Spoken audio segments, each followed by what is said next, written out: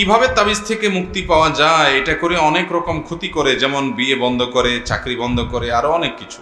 এরপরে প্রশ্ন হলো, মানুষ মারা গেলে 40 দিনের দাওয়াতের আয়োজন ইসলাম কি বলে? মানুষ মারা যাওয়ার পর যে মারা যায় তার আত্মীয় স্বজনদেরকে এলাকাবাসী খানা খাওয়াবে, কারণ তাদের মন খারাপ, প্রিয় মানুষকে হারায় রান্না করার মানসিকতা নাই, তাদেরকে রান্না করে খানা খাওয়াবে। এটা হলো সুন্নাহ। এটা হলো কি?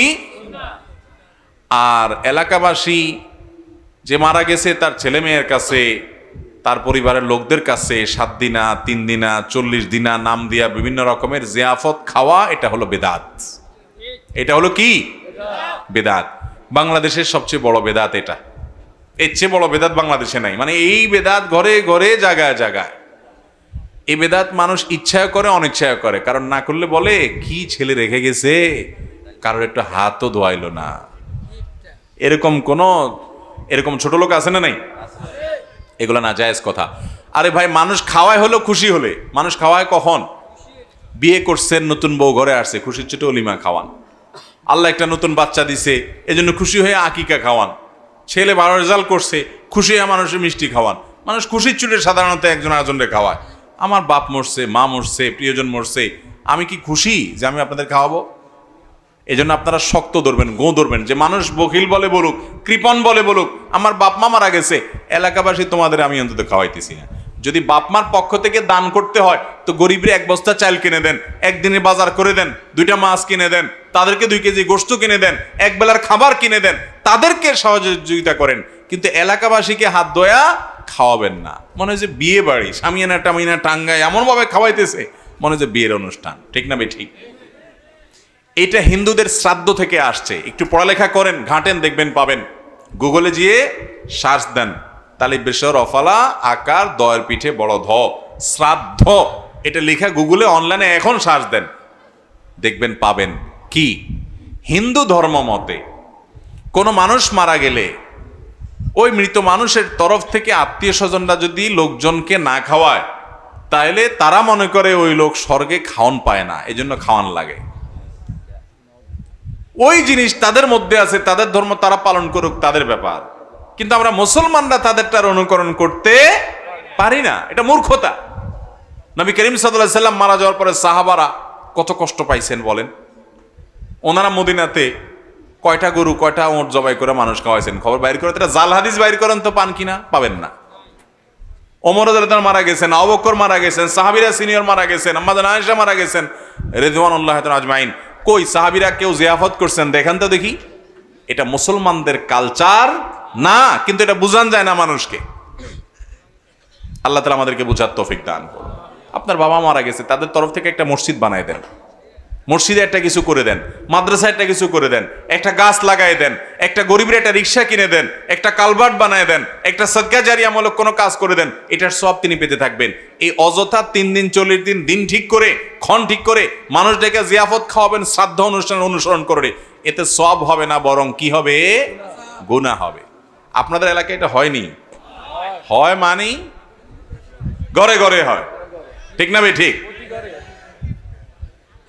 কিপটা বলে বলুক, কিন্তু আমি অযথা টাকা নষ্ট করব।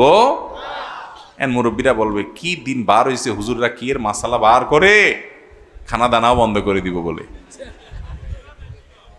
হ্যাঁ,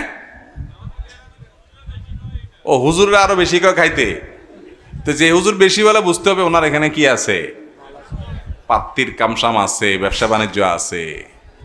আল্লাহ তাআলা হুজুরদেরকে হেদায়েত দান করুন।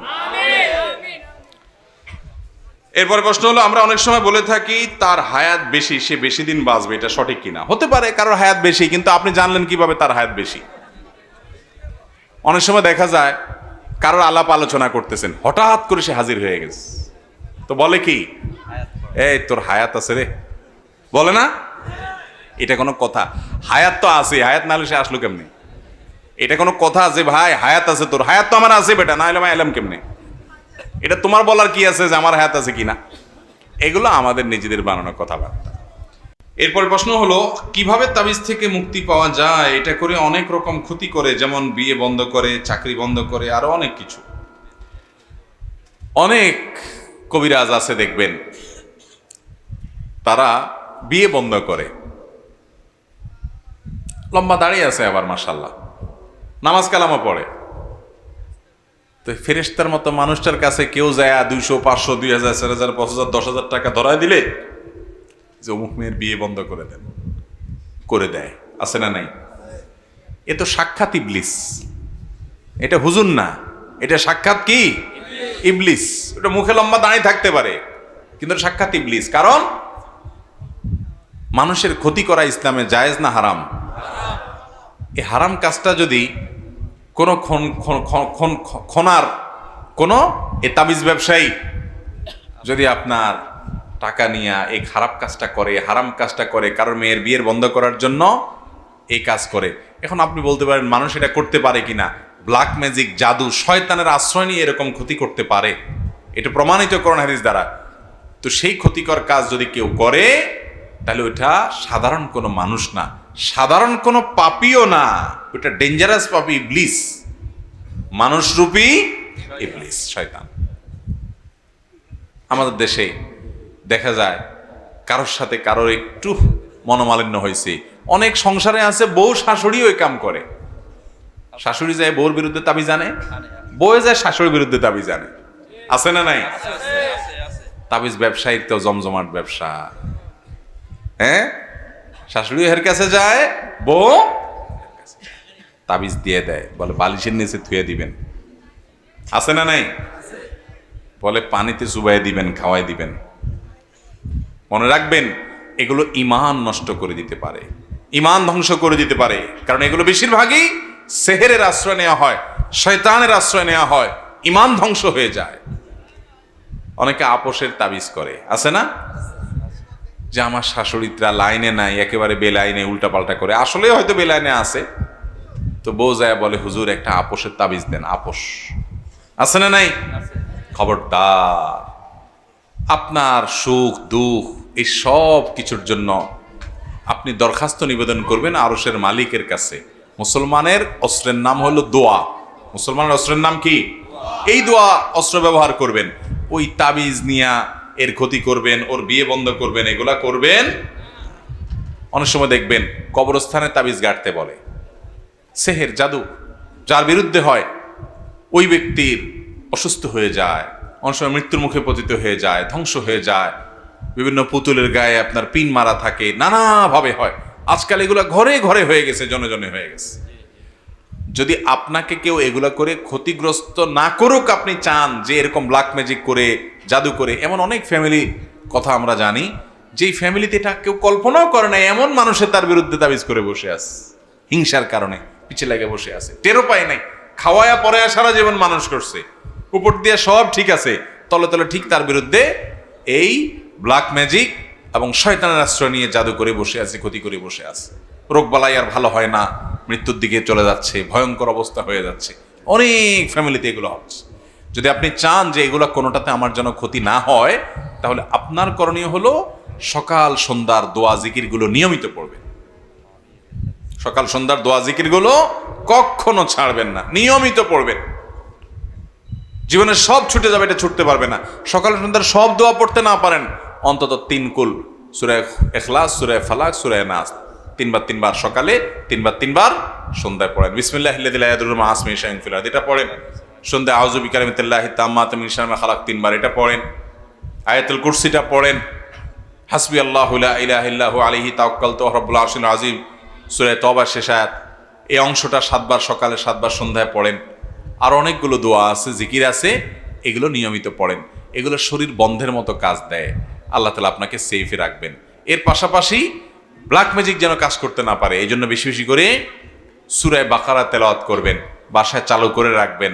সূরা কাহফের প্রথম 10 আয়াত পড়বেন, ঘরে ঢুকতে বের হতে বিসমিল্লাহ বলে পড়বেন।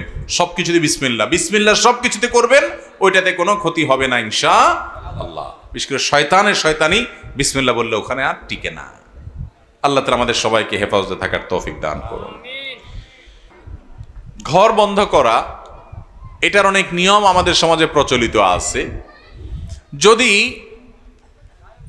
রুকিয়া শারঈয়ার অংশ হয়, সেখানে বেশরিয়াতে কোনো কাজ করা না হয়, ঘরে যাতে দুষ্টু জিনের উপদ্রব এগুলো না থাকে, যেগুলো আছে সেগুলো থেকে মুক্ত করা হয়, আজান দেওয়া হলো, কোরআন তেলাওয়াত করা হলো, এই জাতীয় কাজ করা হয়, তাহলে এগুলোর মাধ্যমে ঘরকে দুষ্ট জিন ব্ল্যাক ম্যাজিক থেকে মুক্ত করার প্রয়াস, এটা গ্রহণযোগ্য হতে পারে।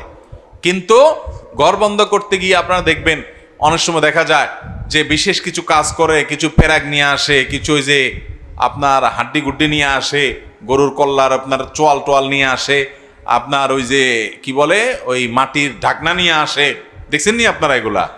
আয়না এগুলা ঘরের মধ্যে বেঁধে দেয়, এটা করে ওইটা করে, এগুলা জায়েজ নাই। বিশেষ করে এগুলো বেশিরভাগই করে তারা যারা ব্ল্যাক ম্যাজিক, জাদু এবং টোনা, হারাম বিভিন্ন রকমের পদ্ধতি অবলম্বন করে। এ জাতীয় খোনাররা সাধারণত ঘর বন্ধ করতে গিয়ে এই সমস্ত আকাম কুকাম করে। আমরা জানিও না প্যারাক বেঁধেতে হচ্ছে প্যারাকে রক্ষা করবে, ওইটা করবে সেটা করবে, এটা না। আপনি আজান দিলেন, কোরআন তেলাওয়াত করলেন, আল্লাহর কোনো জিকির এতবার পাঠ করলেন, রকিয়া হিসেবে, ঝাড়ফুঁক হিসাবে এগুলো করতে পারেন। তবে সুন্নাহসম্মত উপায় যদি আপনি অবলম্বন করেন, কোনো বাসা যাতে দুষ্ট জিন, ব্ল্যাক ম্যাজিক এগুলোর দ্বারা উপদ্রব এর মুখোমুখি না হয়, সেজন্য আপনি কি করবেন? বাচ্চাদেরকে সন্ধ্যার সময়, মাগরিবের সময় বাসার বাইরে রাখবেন না। এ সময় শয়তানগুলোর বিচরণ হয়, বাচ্চাদের উপরে প্রভাবটা বেশি পড়ে সাধারণত। এই টাইমটাতে একেবারে সূর্য ডুবে, যখন ডুবার পর একেবারে সন্ধ্যার সময়, তার আগে পরে অসুবিধা নেই। আবার নিজেরা বাসায় ঢোকার সময়, যেটা একটু আগে বললাম, ঢুকতে বিসমিল্লাহ বলে ঢুকবেন, সালাম দিয়ে ঢুকবেন। বাসায় কাজের লোক, বাচ্চা, বুড়া যেই আসুক, সালাম ছাড়া কেউ প্রবেশ করতে পারবে না, বিসমিল্লাহ বলা ছাড়া কেউ ঢুকবে না। বাইরের সময় বিসমিল্লাহ বলবে, তাহলে শয়তান তার সাথে ওই বাসায় ঢুকতে পারে। হাদিসে আসছে কেউ বাসায় যখন আসে তার সাথে সাথে ইবলিসও আসে। প্রত্যেকের সাথে সাথে একটা করে আসে না, আসে সাথে। তো আয়েশা দরজার পাশে আপনার পিছে পিছে সেও দাঁড়ায়। আপনি মোবাইল টিপতে টিপতে, মোবাইলে কথা বলতে বলতে হুট করে ঢুকে পড়ছেন, ইবলিস তখন খুশির চোটে বলে, যাক ঢুকার সুযোগ পাইছি আজকে। আর যদি আপনি বিসমিল্লাহ বলে ঢুকেন, তো ইবলিস বলে, হায় হায় রে, লা মাবিতা, আজকে এখানে রাতে আর থাকার সুযোগ হলো না। আমরা টের পাই না আমাদের জিন্দিগিতে কিভাবে বরকত চলে যায়।